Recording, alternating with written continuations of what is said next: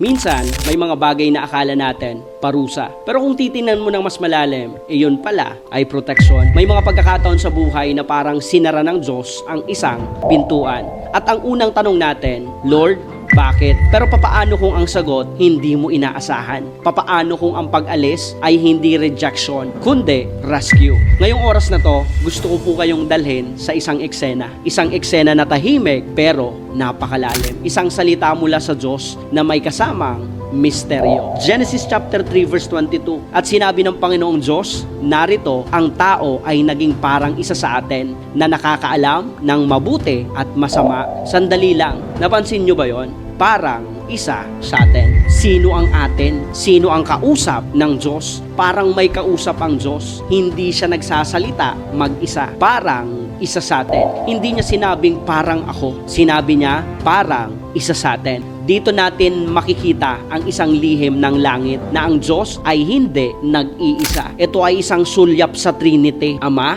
Anak, Espiritu Santo. Bago pa man dumating si Jesus sa lupa, nandoon na siya. Bago pa man bumaba ang Espiritu Santo, kasama na siya. Imagine this, sa langit may pag-uusap. Hindi ito ordinaryong usapan.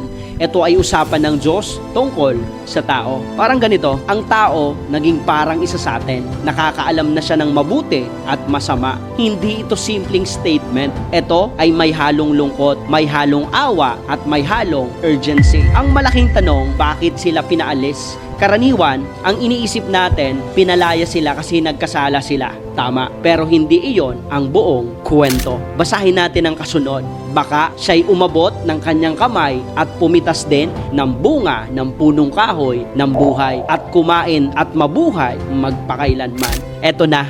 Ito ang dahilan. Hindi lang dahil nagkasala sila, kundi dahil ayaw ng Diyos na mabuhay sila magpakailanman sa kasalanan. Grabe no? Kung hindi sila pinaalis, kakain sila ng tree of life at mabubuhay sila forever. Pero sa isang sirang estado. Imagine mo yon, immortal ka pero may kasalanan ka. Walang redemption, walang pag-asa. Kaya ang ginawa ng Diyos, pinaalis niya sila para maligtas sila. Parang ang sakit pakinggan. Pero kung titingnan mo ng mas malalim, hindi iyon galit, iyon ay awa. Kasi kung pinabayaan sila doon, wala nang redemption story, wala nang krus, wala nang kaligtasan. Ang parehong Diyos na nagpaalis sa kanila sa hardin, siya rin ang Diyos na gumawa ng paraan para makabalik sila. Pero hindi na sa pamamagitan ng puno, kundi sa pamamagitan ng krus. Dati, tree of life para mabuhay. Ngayon, si Jesus, siya ang buhay. Alam nyo, may mga Eden din tayo sa buhay. Mga lugar na komportable, mga bagay na gusto nating manatili. Pero biglang inalis ng Diyos. At nasasabi natin, Lord,